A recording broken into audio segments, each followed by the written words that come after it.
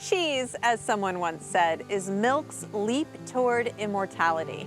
And that's really a clever way of summing up the purpose of cheese, to preserve milk. And like so often happens in the culinary world, food born out of necessity becomes cuisine. Cheesemakers became artisans. And now there are so many varieties of cheese, and secrets too, like aging time and cultures added and the amount of heat. It's an intriguing process that's been around for a very long time. I'm Charity Nebbe. On this episode of Iowa Ingredient, we'll taste the famous cheese of Milton Creamery. This family-owned operation uses milk from small Amish dairy farms to craft their award-winning cheese. And Master Chef David Baruthio shares his own passion for cheese when he combines fresh Iowa ingredients into recipes you can make at home. All that and more coming up next on Iowa Ingredient.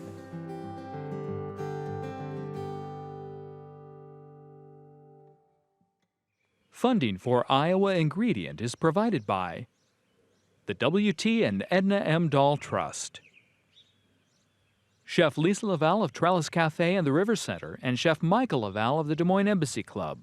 For more than 100 years, the Des Moines Embassy Club has provided a place to dine, celebrate, and do business, located in downtown Des Moines and in West Des Moines. And Friends, the Iowa PBS Foundation.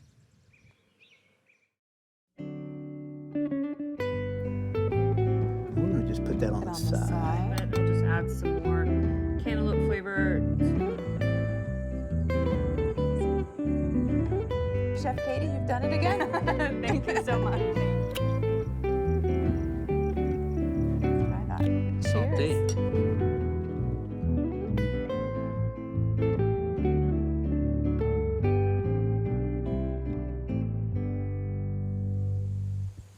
Have you ever noticed that the cheese world has its own fascinating vocabulary? Cheesemongers, cheese caves, hooping, cutting the curd, cheddaring. I consider myself to be a turophile. That means that I love cheese. That's a term that started out in the 1930s and never really caught on. But today we are going to learn about cheese from some people who really know their stuff. The folks at Milton Creamery right here in Iowa.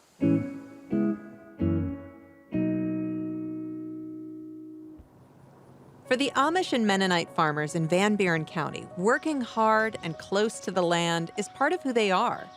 Making a living on a small farm can be difficult, and the Musser family dreamed of doing something different. They thought if they could make a cheese that people truly enjoy, they could place a higher value on their neighbors' milk and support local family-owned dairy farms. Now, Milton Creamery is delighting cheese lovers all over the country with Prairie Breeze, an aged white cheddar-style cheese. Making cheese begins with milk. It takes approximately 10 pounds of milk to make 1 pound of cheese. Once the milk goes into our vat, we then add our starter cultures, and that is really where the cheese making process starts. We then add a very unique, unusual concoction of adjunct cultures, and that's what makes our Prairie Breeze so special, is the individual cultures that we put in it. The rennet that we use is 100% vegetarian, it's not derived from animals or calves, and for no other reason than it actually turns out to be a better cheese. That'll then coagulate and it will start to look kind of like yogurt in the vat. That's when they will add those harps into the vat, start stirring it slowly and breaking down that massive curd into individual curds.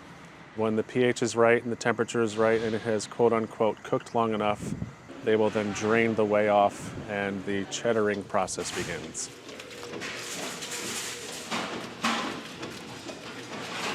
When you ask somebody, what does it mean to actually make a cheddar? It does refer to the recipe to some extent, but cheddaring actually refers to that stacking of the loaves of curds that you saw, where the cheesemakers were actually taking those slabs of curds and layering them on top of one another, back and forth. That is the verb cheddar. So that is actually what makes a cheddar cheese. Prairie Breeze is handcrafted at every step. The cut curds are hand salted and raked. Then they're hand packed into hoops for pressing.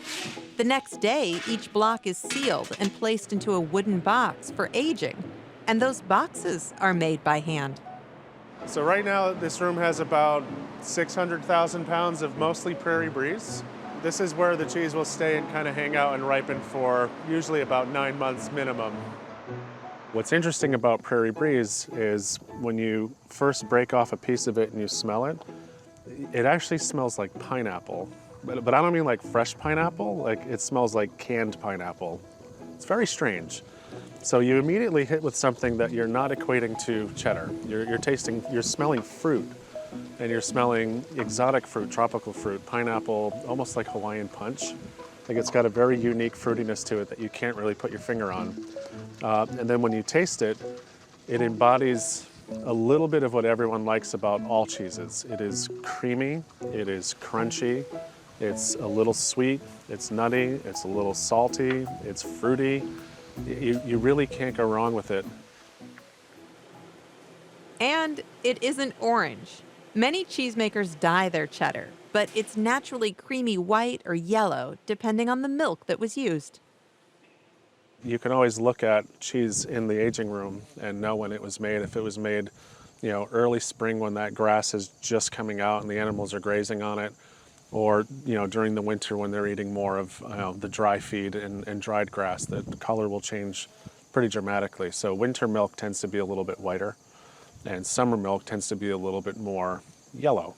I mean, there's something to be said about the Prairie Breeze that you have. This is agriculture land, and we have people and families that have been here for generations that just know how to produce really high quality milk. You could make this cheese somewhere else, it won't be the same. Unless you're making it right here, it'll never be Prairie Breeze.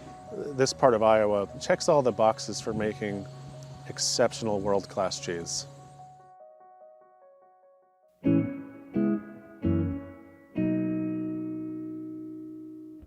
And now I'm here in the kitchen with Master Chef David Baruthio. Thank you so much for being here. Absolutely, happy to be here. And at the height of the COVID-19 pandemic, you were opening a restaurant in Switzerland? Right, pretty much. I mean, we were already open, but we were trying to reopen for the season, and it was very difficult, but somehow we got it done, and we're still around, so. Yeah, so you were actually in Switzerland I was for in Switzerland a number of months, right? For about 4 months without being able to come back home.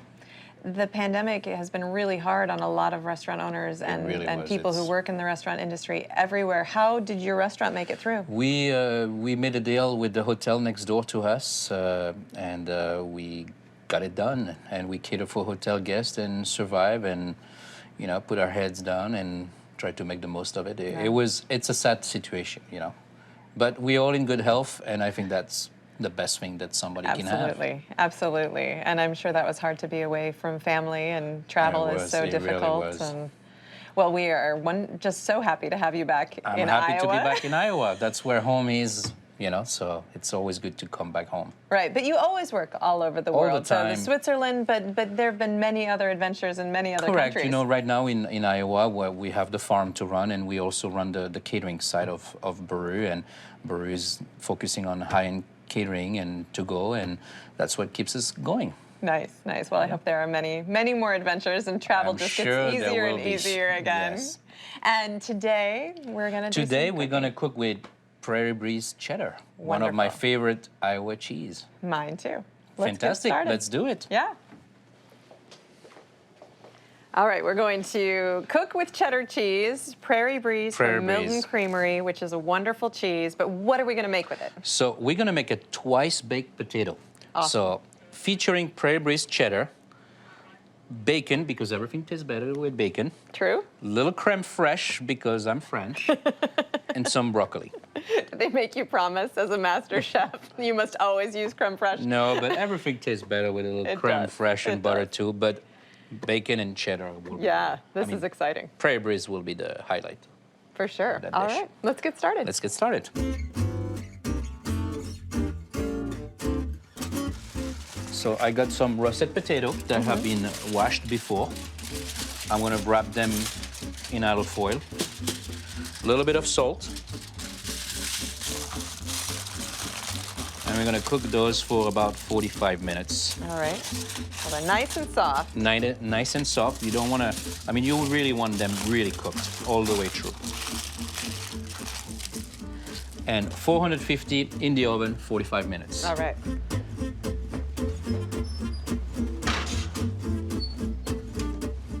So while this is cooking, we're gonna blanch our broccoli. All right. We've So got some water boiling already. Water boiling, broccoli.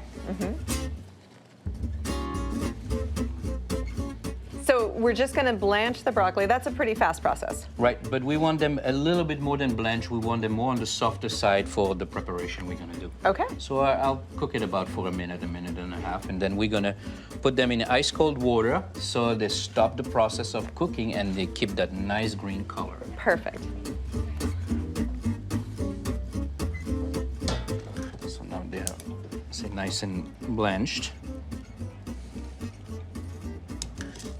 And very green. and very green. Okay. All right. So now we're gonna do the prairie breeze cheddar, and Okay. I'm gonna shred it. I So have a it's cheese grater here. perfect. Standing by. So I like that cheddar because the particularity of it, you know, cheddar sometimes can be too spicy, too salty, too dry, and they really do a great job with it because it's mild, it's still a little moist. So we're gonna set that aside while we go and drain the broccoli. Okay. So now that the broccoli is drained, we're gonna take the bacon, we're gonna cut it in lardon, and we're gonna saute it All right. with the onion. With the onion. Nice. So, I mean, bacon, potato, cheese, nothing can go wrong here. No, this is a recipe for success. Yes. So we're not gonna cook any fat. We're gonna have everything is gonna happen from the natural fat of the bacon. Okay. So all in one pot. Here's my yellow onion that I have sliced, rough chopped. And all we do here, we let the magic happen.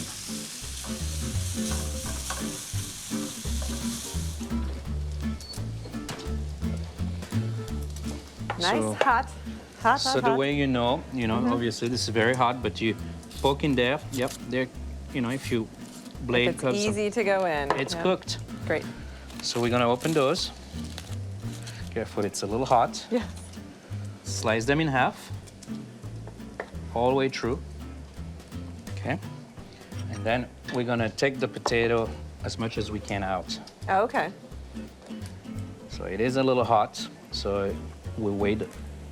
We did wait a little bit, right? Yep.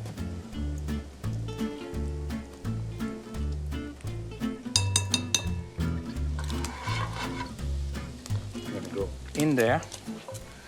Great color here. Nice caramelization going on. Yeah. And we start mixing. I'm gonna take the broccoli.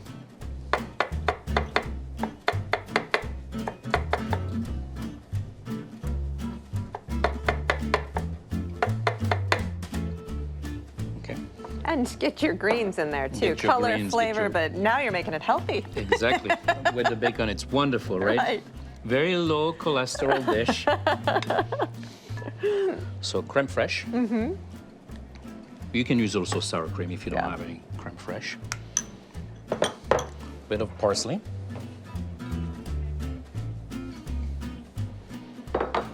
Little chives. Touch of salt. Touch of pepper. And we'll mix that into a nice paste. Wonderful. So you can put it right back in those potatoes, Exactly. right? You want to crush a little bit, you want to make sure you mix until all your potatoes are crushed. Maybe a little more creme fraiche.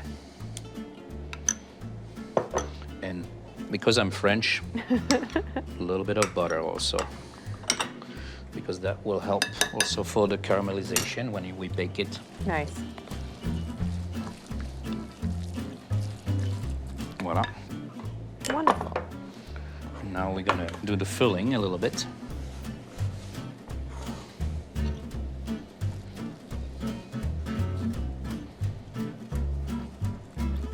Wonderful.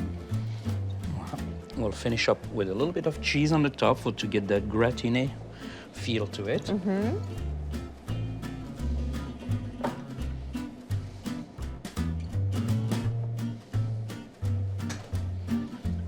And we'll go back to the oven. Great.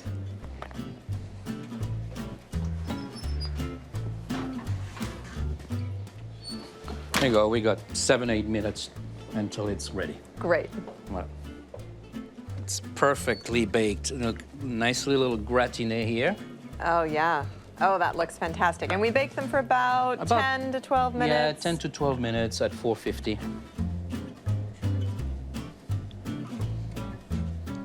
It is very, very hot. Yes.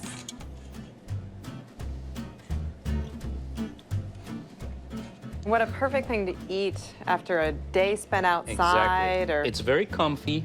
Yeah. Finish here with a little creme fraiche, just like this. Gorgeous. To melt here. Touch of chives here. I got a little fresh chiffonade of parsley that we had left. I can't think of anybody that wouldn't love this. This is just fantastic. Touch of black pepper. And that's it. Voila. Bon Wonderful. appetit. Ah, Chef David, thank you so much. My pleasure. All right, so we've made those amazing baked potatoes. Now we're gonna make a soup. Tell me about it. So yeah, we're gonna do a potato brown beer cheddar soup. That sounds delicious. Perfect. What are we gonna do first? So first we're gonna chop the potatoes. You already did all the peeling, that's good. Yeah, I get the peeling done first. Got little elves in the morning. That come Nice. peel. I need those. So there we go. Just, you know, small chop. We'll start with a little bit of butter, so we don't want the pan too hot, otherwise it's gonna burn. Just warm enough to melt. Yep. Onion. It's a very simple dish. It's all really, you know, about the cheese and the potato. All in one, easy to do. You know, especially I like to cook at home for family, and you know, you don't always have the time or the energy. So this is all one pot, and you let it cook and simmer, and that's it. Nice. Comfort food. Yep, a little bit of seasoning. A little bit of seasoning, not too much. You can always put some more afterwards. And here we're gonna go a little higher. There you go. We're just gonna stir it a little bit. Okay.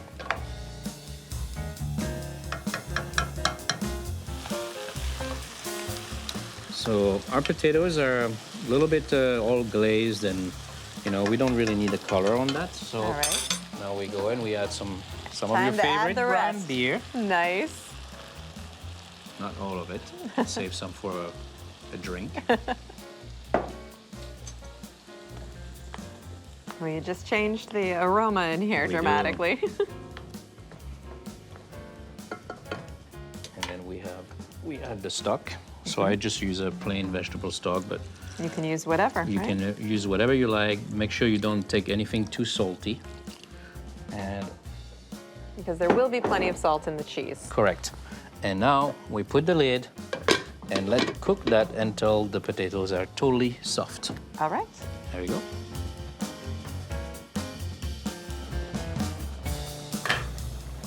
And you're gonna blend it before you add the dairy products? Correct. I'm gonna add the dairy product while I'm blending, so I can Alright. control better the consistency. Nice.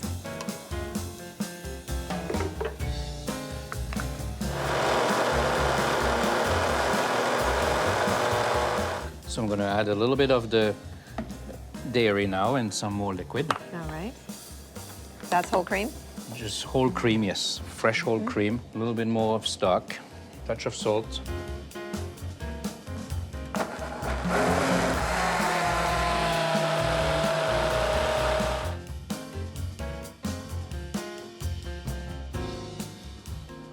See? And now we put the cheese. If you notice, I didn't put any cheese in the cooking Yes, because I was worried. no. I think it's better like this. It really makes the cheese a highlight. Correct.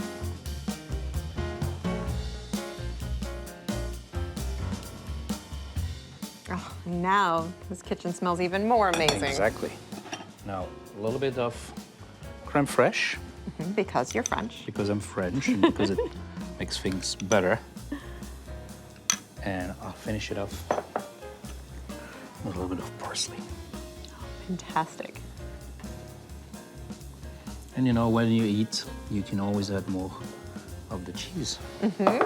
All right, let's try this soup. So excited.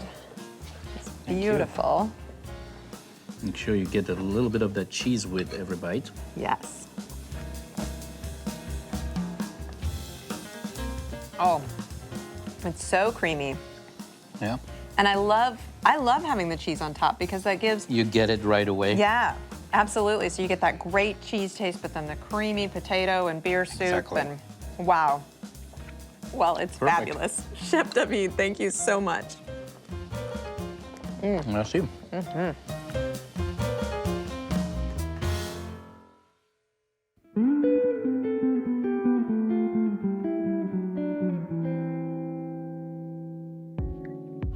Okay, let's see what this tri-tip weighs for you. 3 1/4 okay for you? Perfect. Okay. When people come into an old style butcher shop like this, it doesn't get any fresher than that. It brings back these different memories of how they used to buy meat and what that meant and the different recipes that they had with their family. Is there anything else I can wrap up for you? All right. Have a great weekend. Thank you. And so it really gives us an opportunity to engage with them and bring back those food memories that are so important to a lot of people. It's a cool thing that we get to do here. What else can I get for you today, ma'am? Okay. I'll meet you up at the register. I'll take this up there for you.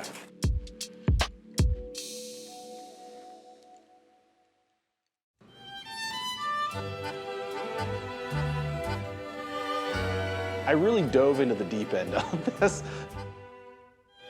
We're a butcher shop, Want me to put it on the scale and let's see.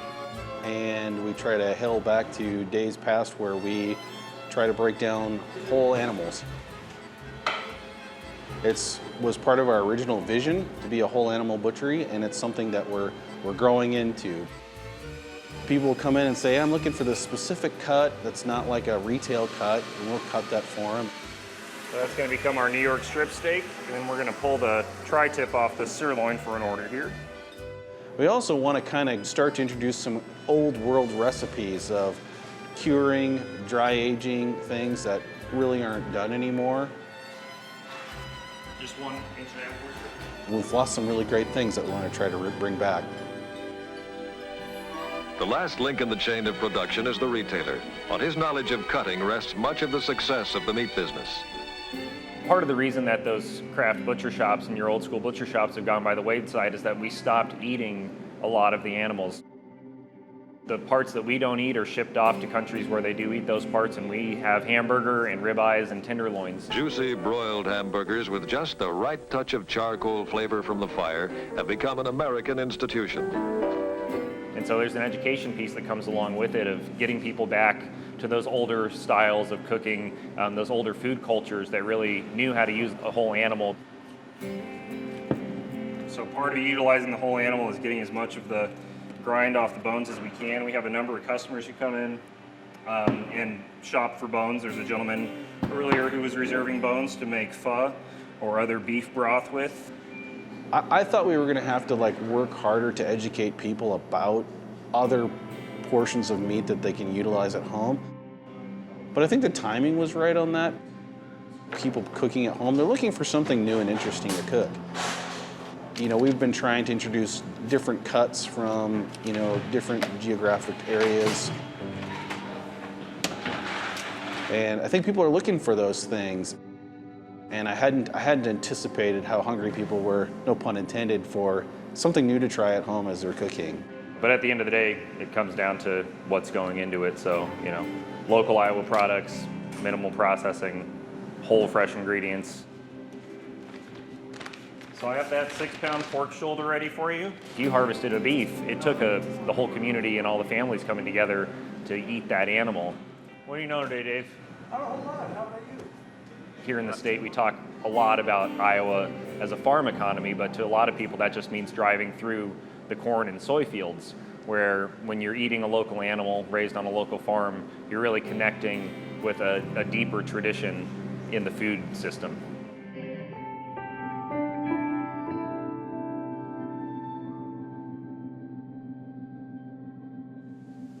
That's it for this week's show. I'm Charity Nebbe. See you next time as we explore our state's resourceful and creative culinary culture right here on Iowa Ingredient.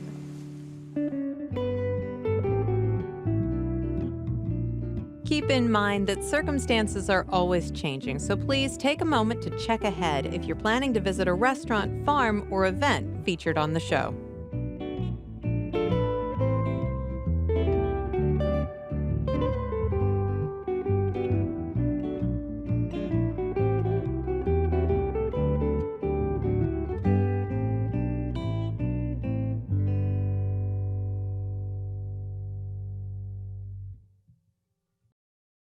Funding for Iowa Ingredient is provided by the W.T. and Edna M. Dahl Trust, Chef Lisa Laval of Trellis Cafe and the River Center, and Chef Michael Laval of the Des Moines Embassy Club. For more than 100 years, the Des Moines Embassy Club has provided a place to dine, celebrate, and do business, located in downtown Des Moines and in West Des Moines. And Friends, the Iowa PBS Foundation. Generations of family and friends who feel passionate about the programs they watch on Iowa PBS.